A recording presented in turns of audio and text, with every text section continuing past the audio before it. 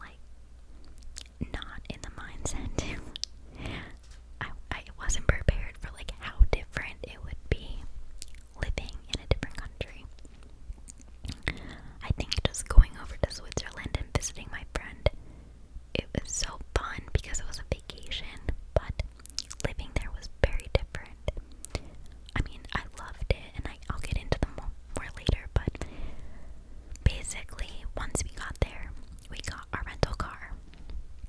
And I think there was some like miscommunication about the rental car. Because my dad meant to get like a regular car, and he ended up getting this like huge van. A huge van. And if you've been to Germany, parts of Germany, the streets are very narrow, so that was stressful. And it was like 7:30 a.m. when we got there. And obviously, we had left in the evening, so that's where we were just like jet lag. When you travel abroad, it's like you have to start your day over again after you really haven't slept potentially. So we were driving in this van, and my dad plugged in our coordinates to where we were going, our house, in the GPS, and we're driving, and all of a sudden the GPS just shows like water and no more road, and we were like, what the heck? So we get to the end of the road, and we had to take a water taxi over to the other side of the river to get to where we needed to go. And that was really cool because like I had never seen that before. So we had to drive our car onto this water taxi, and everybody else had their car on the water taxi. And it moseyed over the river, and then we got to the other side, and we were pretty much close to our house at that point.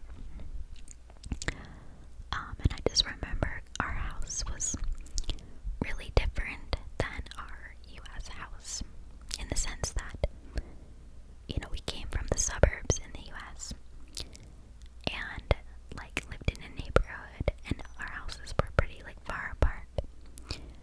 But in the place in Germany we lived, the houses were like townhouses. Everything was really close together. And the community we lived in, there were a lot of like people from different countries. So that was kind of cool. But the house was really neat. It had this like spiral staircase that was really narrow, that went from the first floor to the second floor to the third floor. And my parents had a bedroom all the way on the third floor, and my sister and I had bedrooms on the second floor. And I remember that we had king beds, which is really different for Germany. A lot of people have like smaller beds, but the people that we got our house from, they had stayed a lot in the United States, so they had king beds in their house, so that was nice. My bed was so big. I had never had a big bed like that. I remember I would have stuff on my bed on the one side and like sleep on the other. I would keep my laptop and books and stuff, and I had plenty of space. And then another really cool thing about the house is the windows and the back sliding door. The windows have these like levers that you like pull up, and then you push the window out, and the window would open, and there was no screen. It was just like these huge windows with no screens, and you can just be like right over the sidewalk. I really loved those windows. And then the sliding glass door onto our balcony at the first level was also like huge glass doors, so it was always like really bright in the house. And we had this cute little